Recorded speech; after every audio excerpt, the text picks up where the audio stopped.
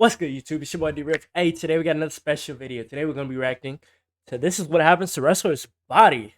This was what happens to... He spelled happens wrong, so it's throwing me off. But this is what happened to a wrestler's body, right? I'm going to figure out what that feels like, because if y'all get me to 5K, I will be stepping foot in the ring, doing some training, taking some bumps, etc. I just got to get me to 5K before New Year's. That would be phenomenal, and I would very, very, very much appreciate it if you do subscribe. What was that? Anyway, first time coming across the channel, make sure y'all go ahead and do a thumbs up. Make sure y'all subscribe if you want to see more wrestling content like I have been doing. I don't know how my whole channel has just turned into wrestling. It wasn't even wrestling at all, but now it's just straight wrestling. So, hey, that's what y'all like, so that's what we going for. You feel me? But look, I appreciate y'all all. But hey, without further ado, let's get into this video. At WWE and pro wrestling more broadly isn't a real competitive sport. What isn't as well known is the long-term damage wrestling has on someone's body. Stone Cold Steve Austin showed what wrestling had done to his health when he shared a gruesome image of his elbow. Austin, as well as many other wrestlers, suffers from how is that an elbow? Ugh. How does that even happen? It's like it's like a ball on your elbow. How does that even happen? Gruesome image of his elbow. I have had a knot on my elbow before, like right here, but it was not even close to that. That's a golf ball.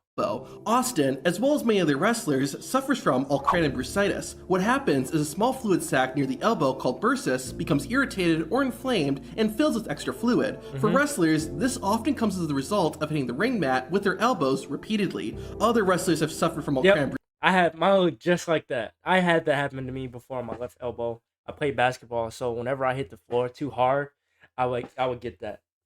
And that happened to me before multiple times. And it would look like this, but Stone Cold's is crazy. His look even worse.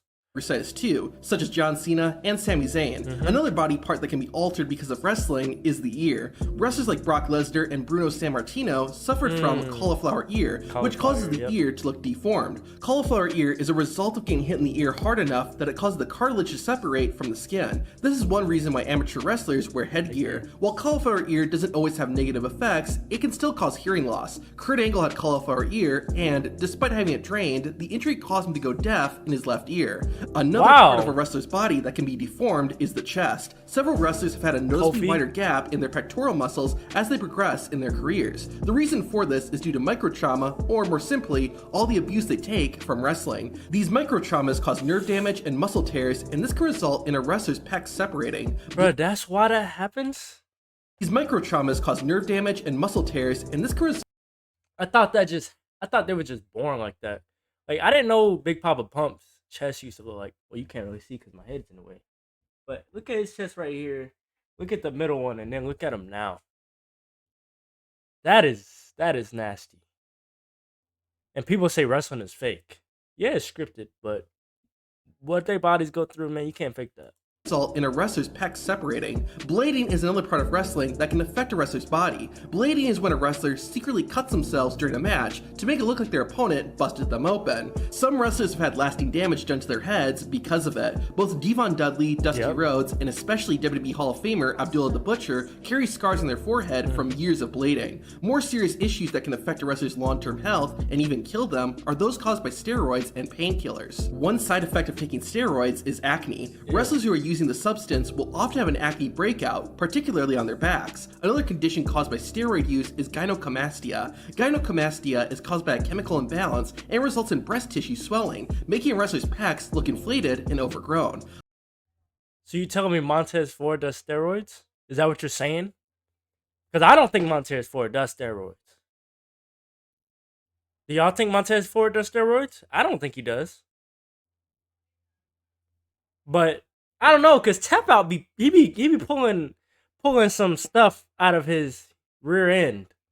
So sometimes I don't believe him with a lot of these videos. I'm not gonna lie, but I still watch him because some of them are very knowledgeable. But a lot of them, sometimes he just be pulling stuff because I don't believe Montez Ford does steroids. Maybe he's just using him as a picture example, but I definitely don't think Montez Ford does steroids. If I sound a little weird, it's because I'm getting a cold. I'm getting a little sick. It's getting cold. I do stay in Alaska right now, and I can tell you it's 20 degrees outside. So yeah, I'm getting sick. Not gonna lie. But yeah. Unfortunately, the effects of gynecomastia are permanent and require surgery to fix. However, the danger of steroids and other drugs that wrestlers take is what it does to their hearts. During his WWE run from 2000 to 2005, Eddie Guerrero's body doubled in size. While this undoubtedly helped advance his career, it would unfortunately lead to his premature death. Guerrero was found unconscious in his hotel room in November 2005. While being rushed to the hospital, Eddie tragically died. An autopsy revealed that Guerrero had an enlarged heart, which was caused by steroids. The Ultimate Warrior would pass away over 8 years later from a very similar condition to Guerrero. Like Eddie, Warrior also used steroids We already as well know as it. other Ultimate drugs, Warrior and did. this contributed to his untimely death. Regardless of how safe a wrestler is, it's almost a guarantee that they will need to go under the knife at some point. Even though the surgeries are usually successful, wrestlers will often be left with noticeable scars on their bodies. Scott Steiner suffered a torn trachea in 2007, and doctors had to cut through his ribs and lungs in order to save him. Oh my This left a gosh. massive scar on the side of Big Papa Pump's body. Ryback also suffered a serious injury when he broke his ankle during a match. The injury required 3 surgeries to fix, and it left a massive scar on his left leg. Some retired wrestlers even have to undergo surgery just to have a more comfortable life. Arguably the most famous wrestler of all time, Hulk Hogan, has had over 20 surgeries, including 10 in his back. Similarly, The Undertaker had to undergo hip replacement surgery after 2 decades of wrestling. This has also caused changes in wrestlers' heights. In his prime, Hulk Hogan stood at 6 foot 7 inches, but after numerous surgeries, the Hulkster is closer to 6 foot 4. Roddy Piper likewise went from 6 foot 2 during his days in the ring to about 5 foot 9 at the time of his death. There are also some freak accidents that have caused irreversible damage to wrestlers' bodies. gosh, bro. Shawn Michaels' famous lazy eye happened while he was wrestling a match. HBK got hit in Really? the face, which caused Michaels' retina to tear. The injury became more and I was wondering why he had a lazy eye, cause I never noticed it growing up. I never noticed him having a lazy eye in the ring ever, until I started seeing him do interviews and all this kind of stuff. I'm like, did he always have a lazy eye like that? But now I see, and that makes sense. I mean, if that's what happened to him, that's what happened. But I didn't know what happened to him. I really thought I was just blind the whole time. Wow, that is crazy. How like people really think wrestling is fake, but these people get these injuries that literally changes their whole life. more noticeable, leading to the showstopper getting a lazy eye. Mick Foley, on the other hand, lost doesn't have part an of his ear. ear. Yep. While wrestling at a show in Germany, Foley got his head caught in the ropes. Now, Foley had done the stunt before, but the difference this time was that the ropes were tighter than usual. This caused Mick Foley to get legitimately stuck, and he started screaming for help. Thankfully, the hardcore legend managed to get out before he lost consciousness, but the ropes did take off part of Foley's right ear. Man. While both these incidents are sad, one of the biggest life-altering wrestling injuries happened to Droz. After spending several years as a football player for the NFL, Droz got involved with wrestling. He was signed to WWE in 1998 and seemed to have a promising career, being paired with the legendary Legion of Doom upon his debut. However, that all be cut short in 1999. On SmackDown, Droz took on D'Lo Brown. During the match, Brown went to perform his signature running powerbomb. However, D'Lo didn't get a tight enough hold on Droz, causing Brown's opponent to land on his head. The injury Wow. was very serious, and while Droz didn't die, he was in a permanently wheelchair. paralyzed from the waist down. I've seen him before. I didn't know that was him, but I've seen this dude. I've seen a video of him talking about it before, but I didn't know that was him. Wow, and I didn't know exactly what happened, but that is crazy. That is crazy, bro. That is so sad. Like, it makes all of us that wanted to be wrestlers just realize, like, maybe it's a good thing we didn't do it, you know?